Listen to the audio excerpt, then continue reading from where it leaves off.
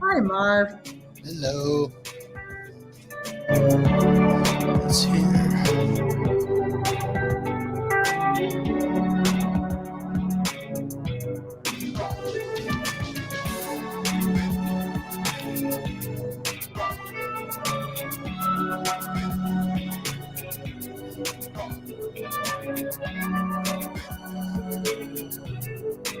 We have watchers.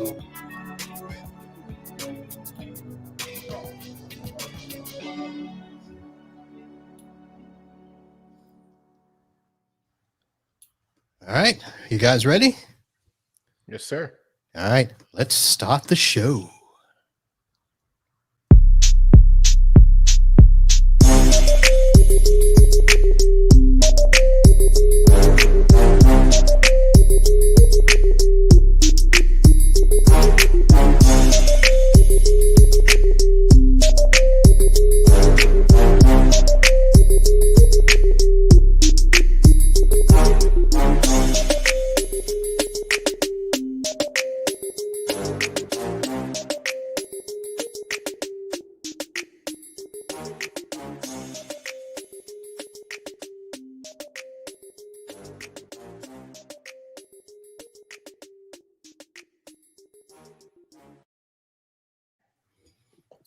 Hello, everyone, and welcome back to the podcast. This is a very special crossover podcast. I am on both platforms. Some people know me as part of the Uncle Marv podcast, which is a podcast for friends, family, and almost famous people.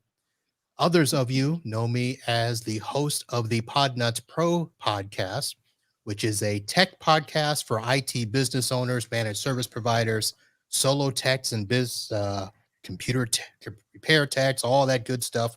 And we share tips and stories, all in an effort to help you run your business better, smarter, and faster. Tonight and Wednesday, we are going to be doing a special show. My good friends that are here with me, Renee and Vince Catanzaro, are on the show tonight, and we're going to be chatting about some friendly family type stuff, and then we'll talk tech, and we will talk about what it takes to hire an executive or C-level position. So that's what we've got going on. Guys, how are we doing tonight? Doing well, Marv. Thanks for asking. How about you? We're doing good. Why'd you get so soft-spoken? Like we're on CNN. I thought there was no political crossovers, Marv. There wasn't, but it was just funny. Just like, hi, how are you? I like that voice when Renee has it. Oh my goodness gracious. So I should probably let people know that even though I mentioned that we're doing the crossover for both podcasts, some people I know from the personal side kind of don't know what a podcast is still after all this time. So for those of you that are just joining for the very first time or second time, and you're trying to figure out what this is, so a podcast is basically an audio program, kind of like radio. And most of the time it's audio only. You'll find it on your smartphone or a tablet in an app like the Apple Podcasts or the Google Podcasts, Spotify, even if you have an old iTunes account, and you can subscribe to a show and follow it. And it could be any type of show. It can be a show like this. It can be a horror show, a movie show.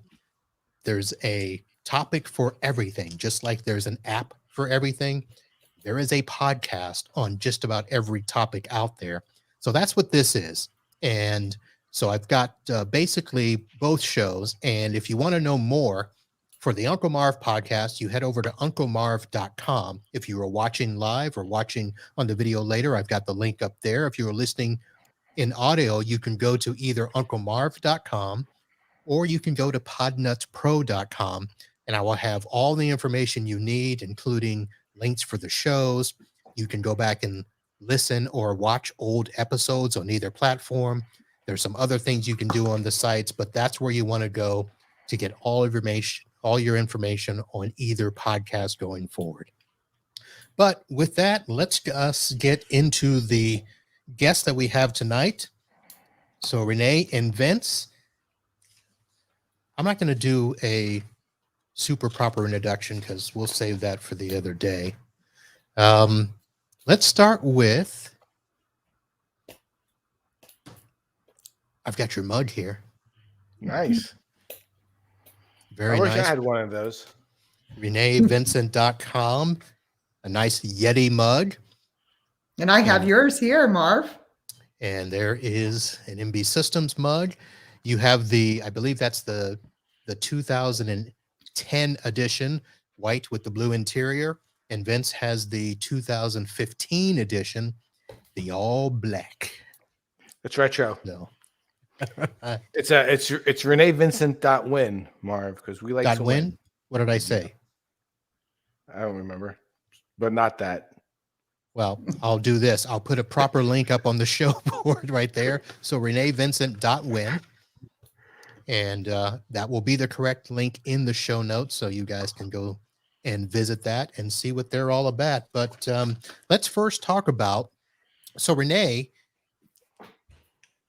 this is, I have to keep catching myself because your name that I gave you many, many years ago is Frappaport. So I always have to remember that. And no, we're not going to explain why that is, but just if you hear me slip throughout the show, that will be why. But Renee, you were down in Florida just recently last week. You guys live in Georgia, but you were in Florida doing the college tours. Is that correct? Yes, our youngest, our baby girl, Sophie, who's 17, is a senior in Cambridge High School here in Milton, Georgia, and it's time for her to be looking. So she had several in Florida, and we went down there to take some tours. Very nice. So do you guys it was nice weather. Do you guys have a college you would like her to attend, or are you letting her do this all on her own? She's being very independent, and she's doing it all on her own. She's already been accepted to I think 3 or 4 colleges, has already received a number of scholarships. We're really, really proud of her that she's taken the initiative. This time last year, she would have told you she hates school and she's not ever going to college based off of a year of COVID and online learning. It was quite challenging for her. So we're just delighted that she's made application. She's done it all on her own. And we're just trying to facilitate so that she can see where she wants to land. So. All right. And Vince, as Papa Bear of the family, how is it to see the young girl getting ready to head out of the house? Well, as long as she takes her dog with her, then it'll be fantastic. So I think for Renee and I, we have 6 children and 3 grandchildren at this point, and the idea of heading into being empty nesters and having less pets in the house is something that we're looking forward to. Some traveling, potentially, that kind of stuff.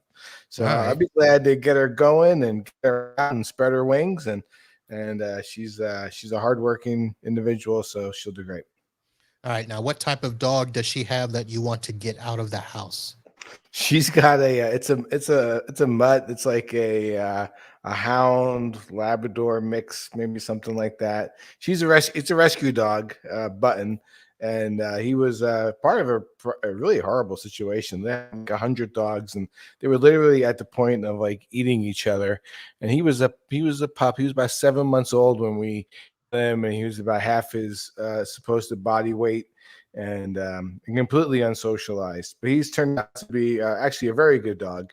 But at one point we had 3 dogs, we had a cat in the house, 3 tortoises, a hedgehog, we own a horse, and it was quite like a mini petting zoo here at home. So we're trying to head in the other direction. Okay, I got to ask, most of that list sounded okay until you got to hedgehog. Yeah, so I didn't even know hedgehogs were real. I knew about Sonic the Hedgehog, and Sophie, who's our animal lover, she one Christmas was asked for a hedgehog. And so I had to do some research. I didn't know what they really were. But they turn out to be kind of cool little animals, so like shrews, and they have like almost like a not like a porcupine back, but they have like a prickly self-defense back. And I found some farmer who sells livestock, whose wife on the side sold hedgehogs. And so Renee and I met them, and Renee picked out this hedgehog, and they're actually, I highly recommend them as a pet for your children because they're nocturnal. So if you had them in the kids' room, they never make any noise, and they just eat some cat food, and they're super low maintenance. And it was actually a great little pet. I think for about 7 years that thing lived, thereabouts. So my knowledge of hedgehogs comes from the show Naked and Afraid. You guys ever watch that show? Can't say that I have. Okay. Every night, Marv. Yeah. I have seen it before. Yes. That is a pretty intense show, and they usually end up in areas where they've got to catch some sort of animal, and sometimes there's a hedgehog involved, and I hear they're quite gamey. Oh, to eat? They're little. I mean, I don't know how much meat you're getting off of a hedgehog, right? It's, I don't know. Yeah, we have two adopted daughters from Russia, and I guess in Russia they're quite common. And they would say they would go to camp, and they would be running around camp at night. Hedgehogs. Yorziks. That's what they're called in Russia. I believe so. What? I believe I got that right. Okay, don't get me in trouble. Somebody will fact check and then come back. You're like, your friend was wrong. If it's not that, I'm sure it's a curse word. That. All right. So we should probably tell everybody how we met, because on the Uncle Marv show, usually I am interviewing people that some people haven't seen for sometimes 30 plus years. So let us do that. I knew Frappaport, well, sort of, back in high school, Satellite Beach High. Renee, why don't you kind of give us a little history lesson of your days in Satellite, and then we'll ease into your meeting Vince. Okay. Well, I was originally from Atlanta, where, I'm living back again in the northern suburbs. But I had moved down to Satellite Beach and started at Delora Junior High, and then went on to Satellite High School and part of the Scorpions. For those of you that aren't familiar with Satellite Beach, it's a barrier island, and it's down from Cocoa Beach, or the space capital there at Cape Canaveral.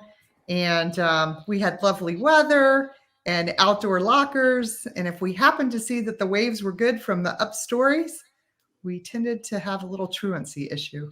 And we all headed over to the beach. But it was a good life in a small town. And we've created bonds there that have been quite surprising. After all these years, it's still a small town, getting a little bit larger, but people come home and come back together. And there's a lot of lifelong friendships that have been made there. And that's where I met Uncle Marv. Yay. Now, we didn't know each other. We didn't know each other at Delora, I don't think, did we? I don't believe so. And you're what, 1 year or 2 years ahead of me? I don't know. I've been told a lot of things. 85. Yeah. So 1 year ahead of me. Okay. Yeah. All right. And you are from Atlanta. So my wife actually worked in Atlanta for a couple of years and brought her family down. And they she was in the Woodstock area, Marietta area, Sandy Springs area. So where are you now in relation to those places? Well, originally I was in Sandy Springs, and now we're in Milton, which still might be considered a fledgling city to some, but it is right next to Alpharetta. Alpharetta, okay.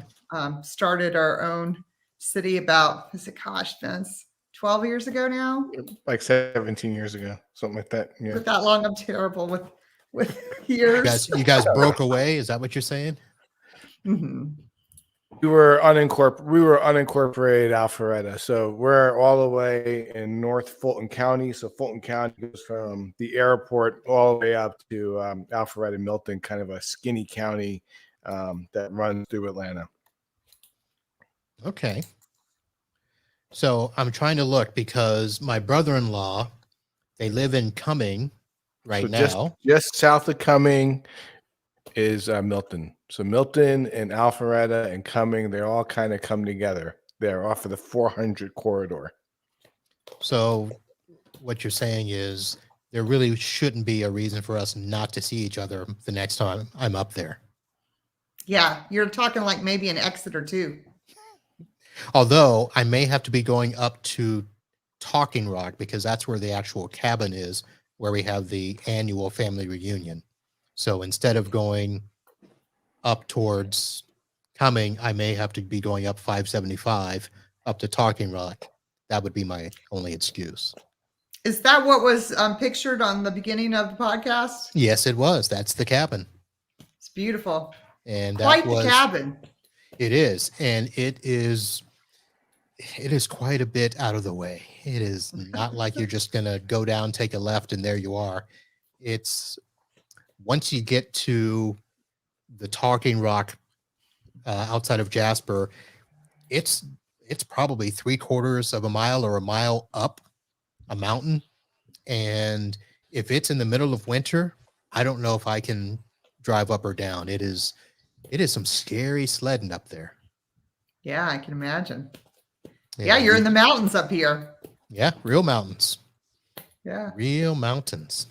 All right. So Right. Satellite High, you graduated, and then what happened? So I moved over to Orlando, and that's where I met Vincent during our college days and UCF. And Vincent was a rugby player. And rugby. yeah. Wait a minute. And UCF had rugby? UCF has quite a good rugby club, national champions for a few years. When I was there, we were state champions.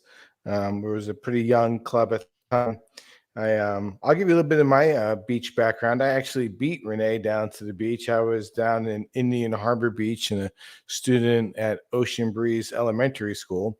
I'm originally from New York City, and in the 6th grade, I went back to New York to live with my dad. So Renee and I missed each other.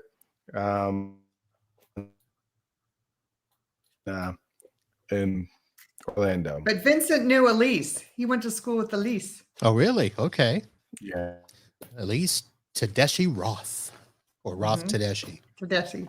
I get And it so backwards. when we were all in college, we met back up at some event, and Elise, of course, knows all the details. She can remember everybody, and she's like, "Yeah, Vinny, we went to school together." Wow, that's a pretty small world because listen, Satellite Beach, Indian Harbor Beach, Indialantic, those are places that you really shouldn't be crossing paths if you're coming from Atlanta, Georgia, and New York. New York. It was an arranged marriage, pretty much. And I came by the way of the Air Force. My dad was in the Air Force, so we settled at Patrick Air Force Base. And I went to Holland Elementary, Delora Junior High, and Satellite. So you were Fun up times. in North Satellite Beach. Yes, North Satellite Beach. Yep, we were over the wall from the schools. Well, I was right at Sea Park Elementary. Oh, okay. You know where Sea Park is? I do. Mhm. Yep. All right. So the guys met at UCF. And by the way, you guys probably don't make it down for games or whatever, but I think I'll be making a UCF game in November. I've already coordinated with our good friend, Mr. Satellite Beach, Nino Federico. And I believe Dave Becker, Mike Otwell is going to be making an appearance for those of you from Satellite. And I'll be bringing a buddy of mine, and we should be going to see, I forget who they're playing. I think it's the UConn game. So the week before Thanksgiving. So That should be a good time. Yep. So In the bounce house. is that what it's called? The bounce house? Yes. Yes. All right. We went back. Vince had a rugby reunion, and we went and we saw a great game. Yeah, it was Blake Bortles' senior year. The team was actually a very good team, UCF football that year, and we went back for I think it was the 25-year rugby reunion, something like that. 20-year rugby reunion, and it was a good time. Good time. Vince and I were amazed at the transformation of the campus. You know, when we were there was sandlot parking lots, and now there's like a theater, a Starbucks, Barnes and Noble. You know, dorms are on the actual premises. The stadium was amazing. And now it's the largest attended school in the nation. Who knew? Isn't that something? A lot of our places. So UCF was like that. So the school that I went to at the time was Palm Beach Atlantic College. And they were maxing the student capacity at 1,500. Wow. Yeah. So I don't know what the population is now, but now it's a university. And of course, I think they're in the probably 15 to 20,000, which is, I mean, not big by college standards, but when you're talking a tiny little school back then, to grow in the town of West Palm Beach, literally right there on the Intracoastal. Pretty interesting. So, and our dorm was off campus, and it was a battle to make it from campus to or from the dorm to campus, to avoid not being jumped, robbed, beat up. Oh, wow. All that stuff. And that was the rats getting out of the dorm. So, so we have all come a long way, baby. Yeah. All right. So you met in Orlando, and did the love just blossom there? Love at first sight, Marv. Yeah. Renee does a better job telling the story than I do. Oh, Marv. So, well, Okay. Do we need a drink before we get started with this? yeah, I was going to say there needs to be something a little bit stronger in my cup here. We do have somebody that has said to give you a little boost, go UCF Knights, charge on. So there you go. Ronnie. Yeah, so Vincent and I actually, I would say, met through others. My college roommate went to school with his older sister. I came to know his family before I knew him. And when he first moved down to go to school, he came to one of our parties at our apartment complex, which was called Reflections off of 436. And anyways, we had the radio station there. It was a big party. That was the type of place we lived in. And so Vince came to the after. The type of place where the radio station would come to promote your parties. No, I mean, I'm just saying that it was show parties. We had great parties, and the radio stations would be there, and we had an enjoyable time, and we tended to have people over to visit, probably because of that. And so the first night that he moved to town, we were having such event, and Vincent joined us. And so anyways, we became friends. All three of us were new to Orlando at the time, and we kind of palled around and went to various events and functions, and we were friends. You skipped the best part of the story. By the way, happy birthday, Mom. And so my mom introduced us, and so Renee got to meet my mom. Wait. Go back. Your mom was at the party? No, she wasn't at the party, but she introduced us. I moved back to Florida to get in-state school rates because my mom still lived there. And so when Kathy, Renee's roommate, and my mom were knowing each other because Kathy was my sister's best friend growing up, and my sister graduated from Satellite High School, and so Kathy would ask, my mom, "Oh, what about Vinny and Renee?" Before I had moved down there, and what was my mom's response? And Mary Ann would say, "Oh no, Renee's much too mature for my Vinny." Which is still true today. But the seeds were planted. So yeah, so she actually, Vince's mom actually became one of my very best friends. And I was 17 years old when I moved over there. And she actually was my first co-sign. She co-signed for me on my first apartment. And we were very close. We spent a lot of time together. And, you know, when then Vince was moving down and Kathy was trying to play Cupid, you know, she was like, "Oh no, Renee's much too mature." And but anyways, after we did obviously eventually marry. It took about 5.5 years for us to walk down the aisle. We were very close friends. We dated. We tried to date, and he probably doesn't like this story. And I told him if he was the last man on earth, I'd never marry him. So who got the last laugh? I guess it would be him. But you know, he had a friend that was interested in dating me, and so the friend asked permission, and Vince was like, "I don't care what you do," and then he had to put in this big hard play to like win my affection. So we've been together ever since. So All right. All it took was a little competition, Marv. I thrive on competition. I see. It's, hence why it's instead of .com, it's .win. There's nothing wrong with that. It's got to throw that little reminder in every time, right? That's he won. Is that how it works? Yeah, that's how it works. All right. So who's got the phone going off? Can you hear it? Yep. Not me. I hear everything. I hear the pen clicking or the mouse clicking or whatever's going on. I don't know. I tried to decline it, and it's someone that I let them know that I was going to be on the podcast at this time. But That's probably why they're calling or texting. What are you doing? What's the podcast? What are you getting my Vinny into? Exactly. All right. So let's see. What do we want to go to now? Do we want to talk about actually, you know what? Let's talk about this because I don't want to get focused all on Frappaport. Let's talk about Vinny. Vinny, you also host a podcast. I do. Yes. I'm a co-host of a podcast called Meet the New Boss.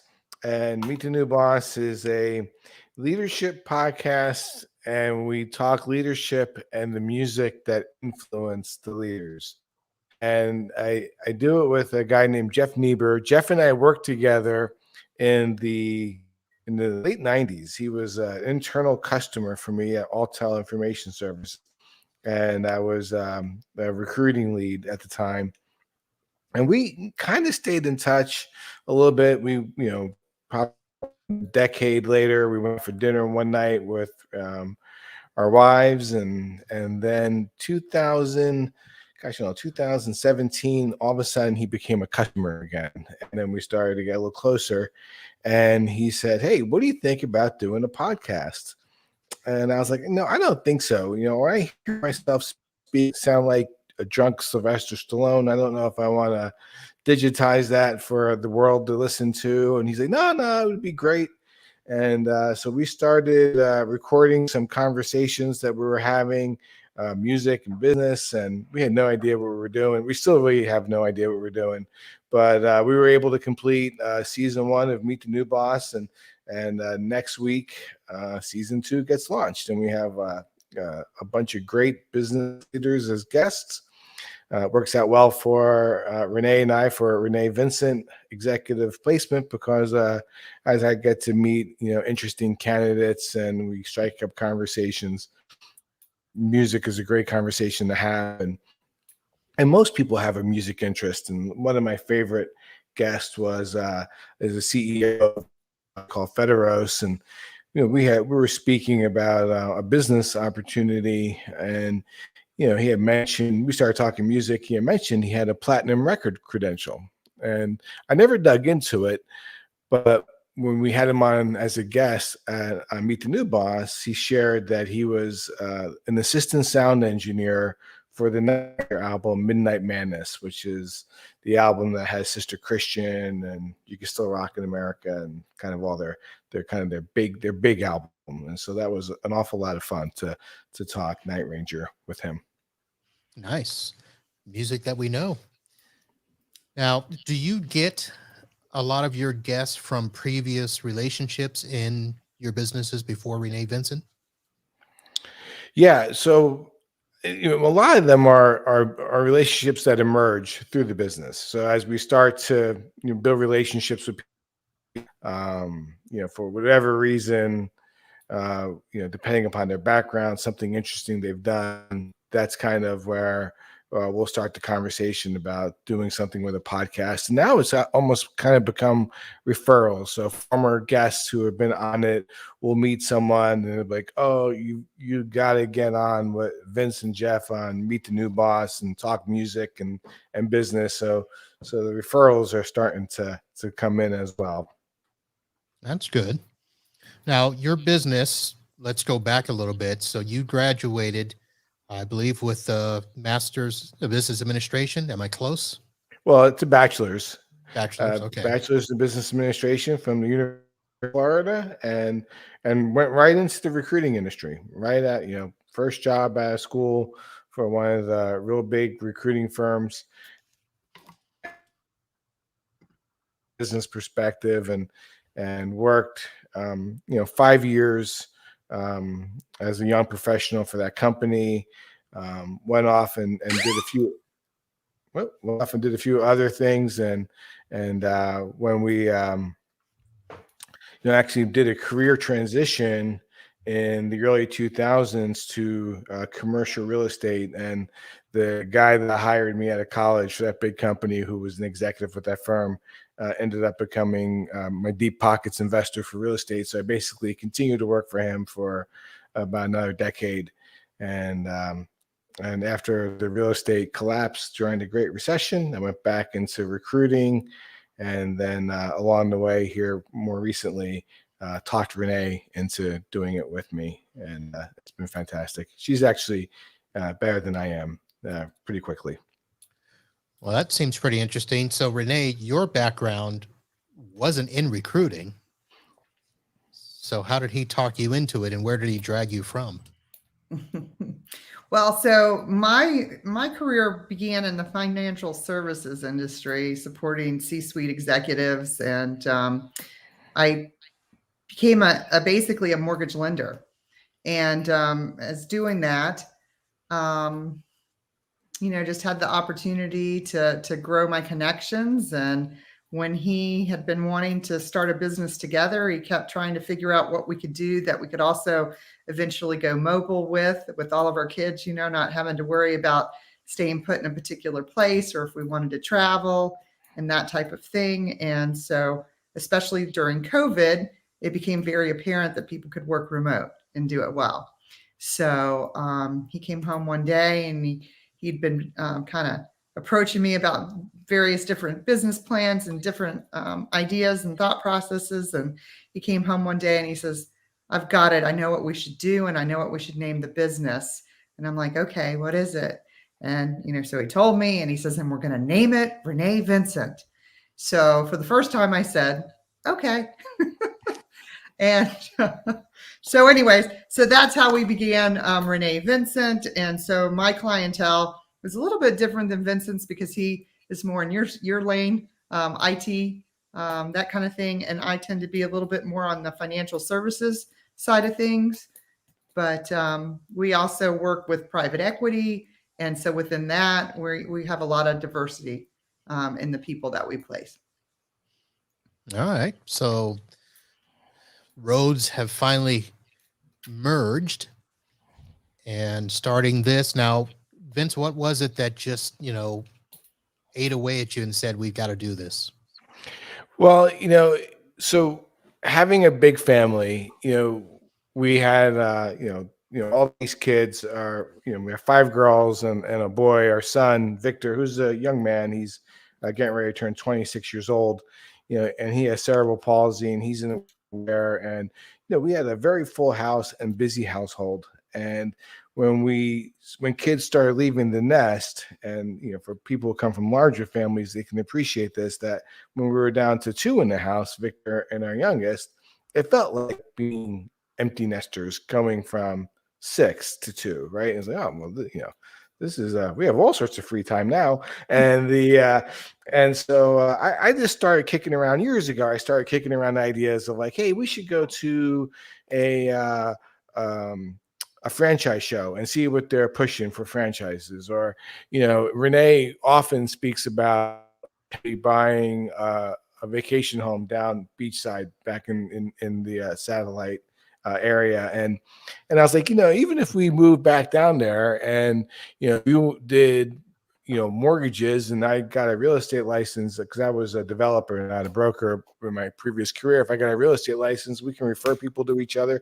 And I'm sure we can scratch out living down there, because it is somewhat sleepy town from a business perspective. And so we've been talking for years about different things. And then when COVID hit, and we had this big family and we have grandchildren, to kind of do the things that we want to do for our family, I started beating the drum of being an entrepreneur again. And I was like, hey, I need to be an entrepreneur. I think I want to head down the path of executive recruiting. And it's something I had looked into in the past. And I started thinking about names, and, I was looking for something that was going to inspire me, right? This wasn't feeling inspired, right? And when first happened, we had kind of like a soft reopening, 4 weeks after the lockdown. And my son, Victor, met a friend at the mall, and like Chick-fil-A was the only one open in the mall. And we went, I took them there, and they're hanging out talking. And it literally just hit me, Marv, like Renee Vincent, right? That's the name of the business. And I home and pitched it to Renee, and unbelievably, she said, "Yeah, that sounds good." And so we started business planning and incorporated, and just started moving the needle, right? And made it come to life. All right. Now, Renee mentioned that you came from my neck of the woods in the IT sector. So what exactly were you doing for the IT industry? Was it similar where you were doing, the higher end tech executives, business owners? Well, I did a bunch of different things. So I started my career in kind of the recruiting, right? So placing contractors, that's the early part of my career.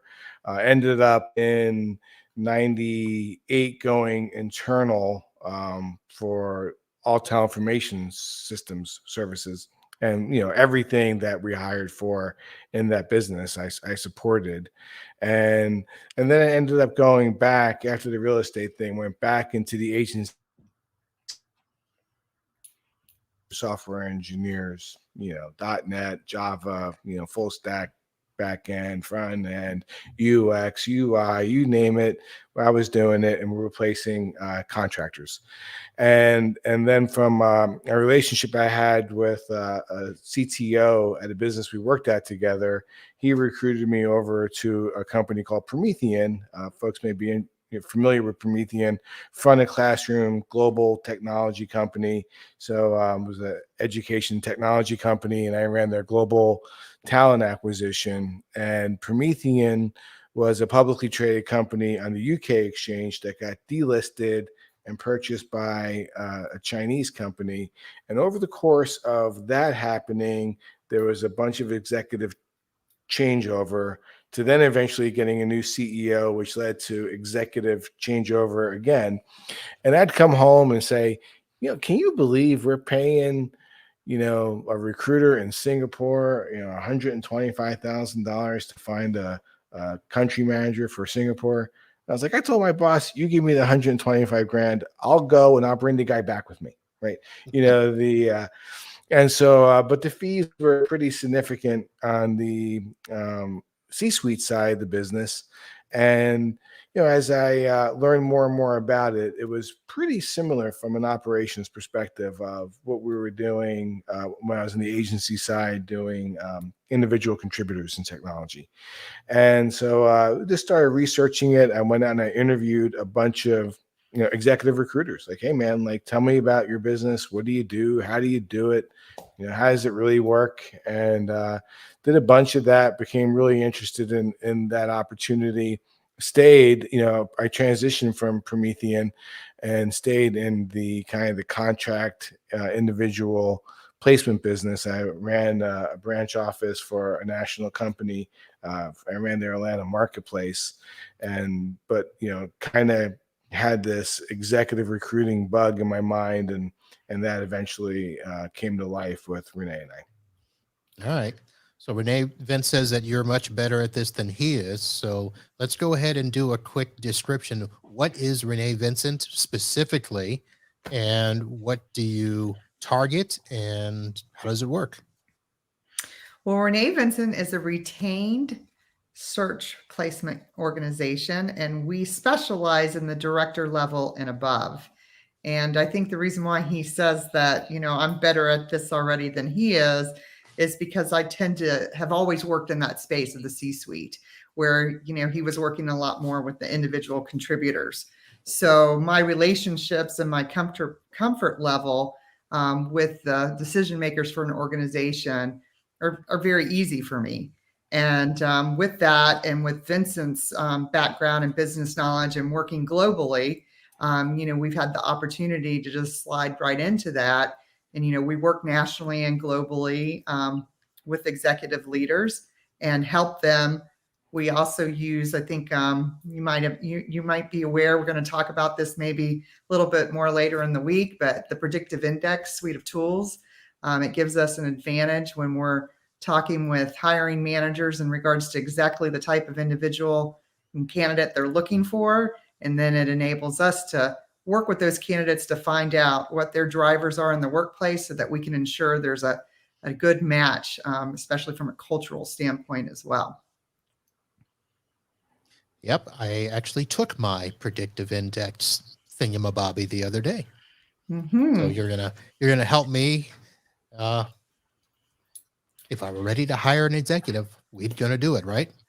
Right. So we'll talk about that in our next show, and we'll talk about why it's important and how that it works and how it can be a really wonderful additional tool when you are hiring. And it can help bring self-awareness to leaders for themselves and how they communicate with other peers and or team leads. It's really a great suite of tools. Can help you see where people sit in an organization, and sometimes they're not sitting in the right spot. They might need to be moved over a little bit, or else you can hone in and say, this person is really dynamite in this particular seat, and we need to give them more rein to allow them to do more. Right. All right. So we'll go more into this on. Go ahead, Vince. Really, what we're doing is the predictive index measures. One of the things it measures is formality and attention to detail. And Renee is super high attention to detail. And when she gets on a phone or a video call with an executive, her high level of detail and getting information from them ends up building a great rapport with the exec. And so it's a different type of recruiter experience that they've had before. And I think, to really appreciate the level of detail that she goes through, and to make detail guy. So details frustrate me. And so I tend to be much quicker and a higher level in my conversations. Attention to detail with Renee and her ability to make people feel warm and like she's been their friend for some fast success for her, and it's been impressive. All right. So I was just getting ready to say, so we're probably going to go into more detail on Wednesday, but one of the things that's different in what you do from what other people may think of as executive search forums is that you're not just compiling a bunch of resumes or dossiers to send out to people when they have a job opening, right? No, I mean, we're building relationships. What's really important to us is it's not transactional. And that's how we're doing things different than a lot of, as Vincent mentioned, contingency search organizations. We're really about the long term, right? Not just from a client relationship, but from a candidate relationship. Because, I have candidates that turn into clients.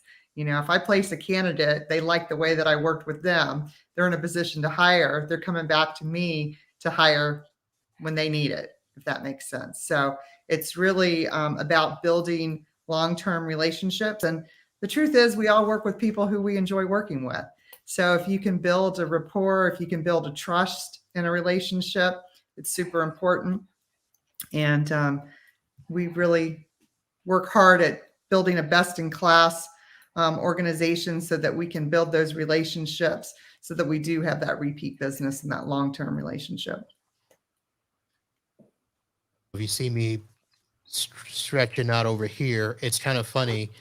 Today, of all days, I got a solicitation email out of the blue from, I'm not going to name the company on air, but hi, Marvin, does your hiring process consist of proven practices or just a hodgepodge of activities that get into gear when someone says, I need more people, or Sally has left and we need someone to take her place now?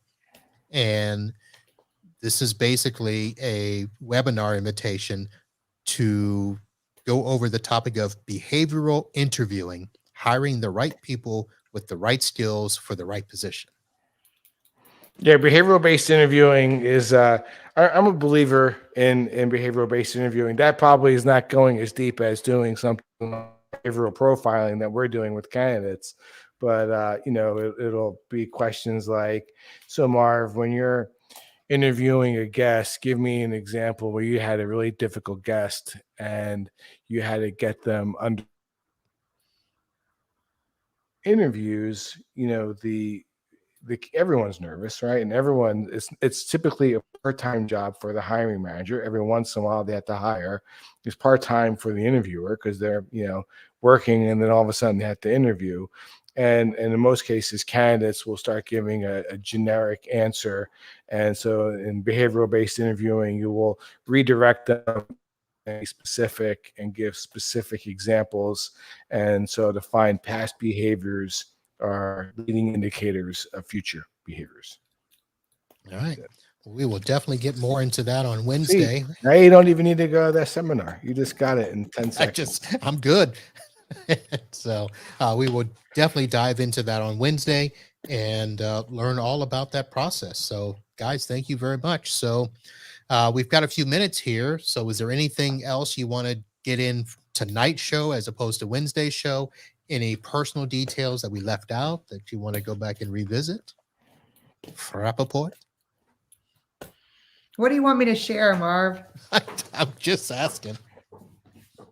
You just look like it looks like you're holding on to something. I mean, I'm holding on to a pen. I don't know. Because I'm a note taker. Say hello to Mary Deardorff. Hey, Mary Deardorff. De Bruin.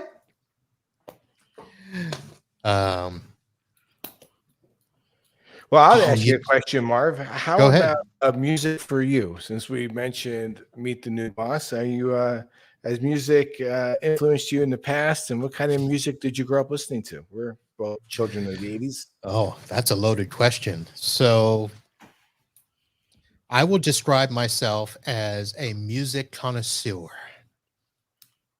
Basically, I can listen to just about any type of music. Don't ask me why. And my wheelhouse right now has been new country. Don't know how that happened, but growing up, I actually listened to everything from Iron Maiden, Ozzy, Styx, Foreigner, Loverboy. Yeah, we're not big on Loverboard. John Bon Jovi when he started out. But I did everything. I was a big fan of musicals. And I actually, now I went through a classical phase, which actually morphed more into jazz. So I like jazz. And I have to bring up, Vincent, that he was part of the Tin Tones, which was the music group at Satellite High School. yes, I was. Nice. So Yes. he is a gifted singer. I was a gifted singer. That voice has left me. I think you got a little bit of Barry White in you. Bass, Now, baritone, darling, working. can't get enough of your love, babe. So, yeah, so that's the music. Now, you know, for your show, I meant to ask you off air because you guys do play some snippets on your podcast. That's a lot of money to pay for music on a podcast if you're posting it to YouTube and Apple. Are you guys doing that? No, we're not doing that. So There you we go. keep That's it. how you. We stay off the radar. We did some research on the kind of the concept if you're talking about it, and we typically will only play a few seconds of music. And from everything. We had I had a guest on it, and I was talking to this gentleman on a video call. Right, so everything's video calls now, and he had a music stand behind him. So I was like, "Hey, what's the story with the music stand?"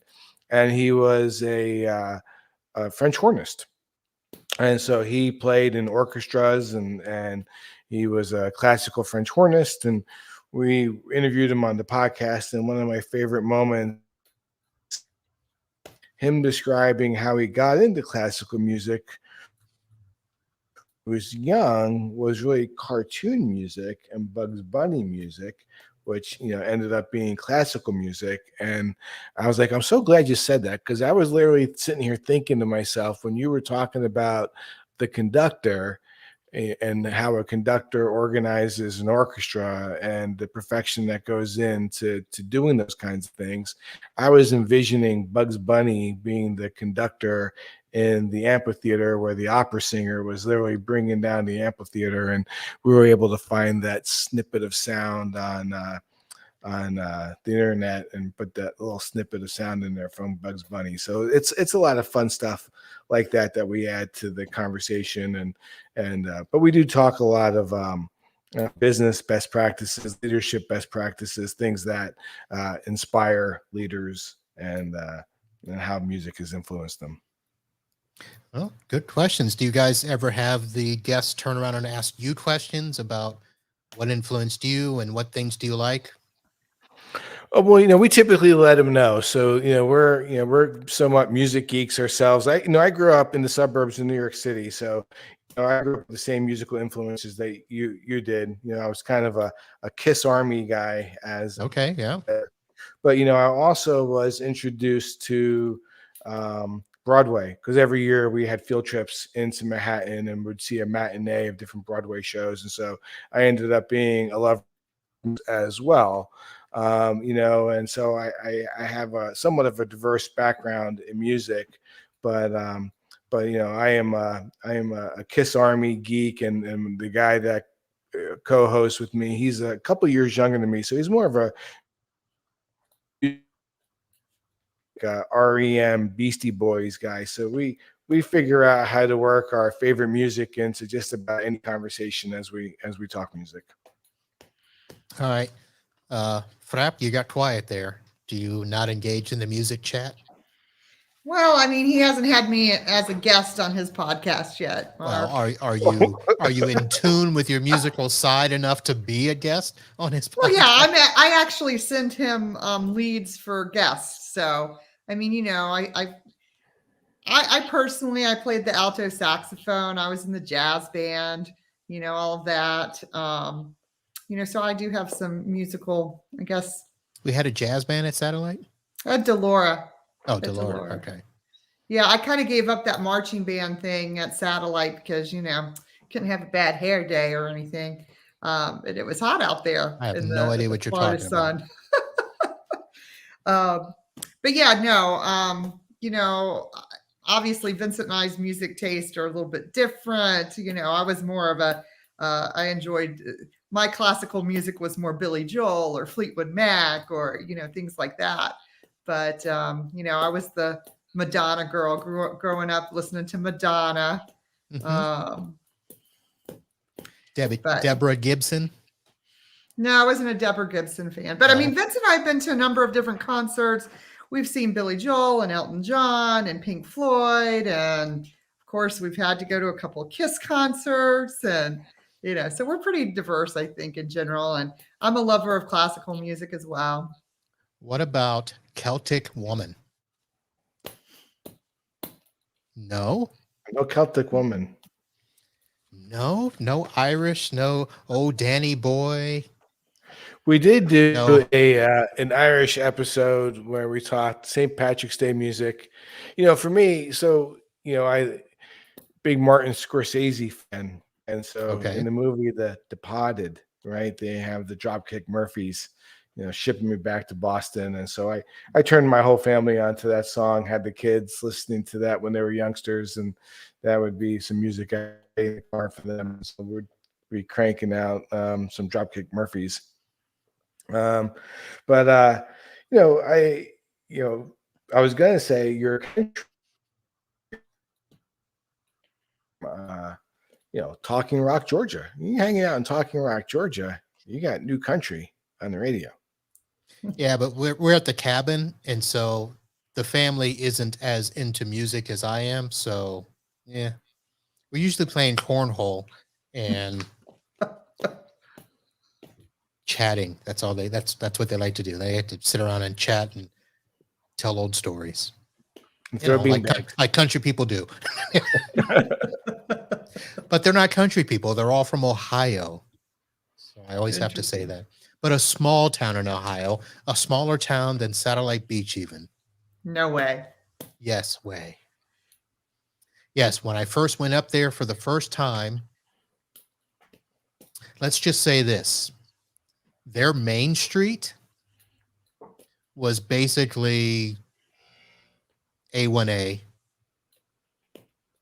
from like Satellite to Patrick Air Force Base. It was about that was it.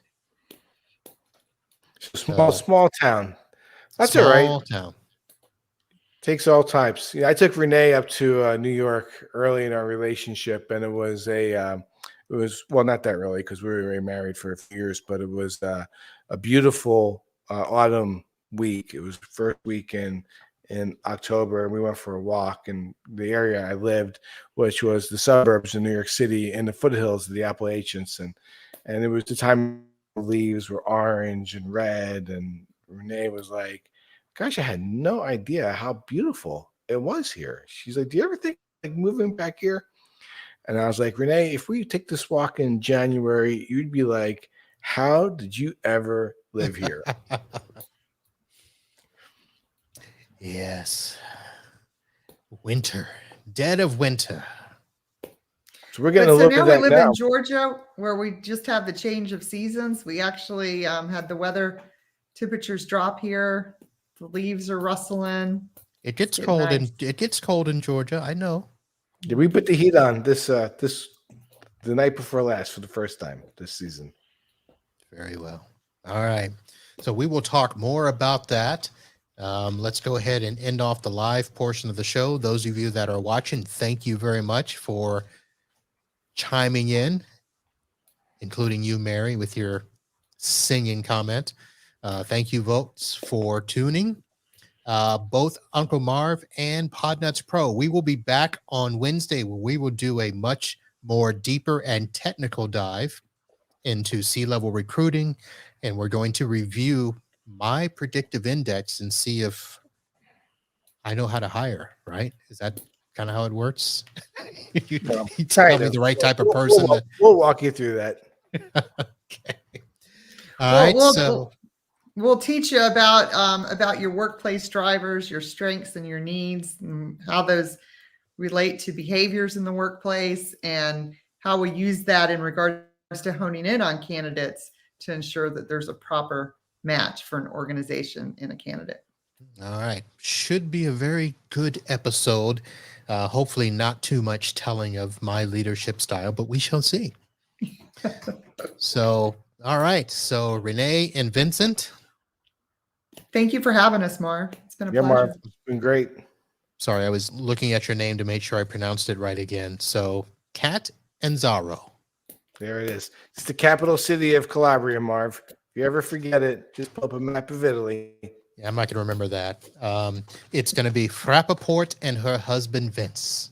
There you go. That works for me. That'll do it here. So let's get ready to end off the show here. I'm going to go ahead and start the music to get us out. And we shall see you all back here on Wednesday, 8 p.m. Eastern. Head over to podnutspro.com or unclemarv.com. Thanks for listening.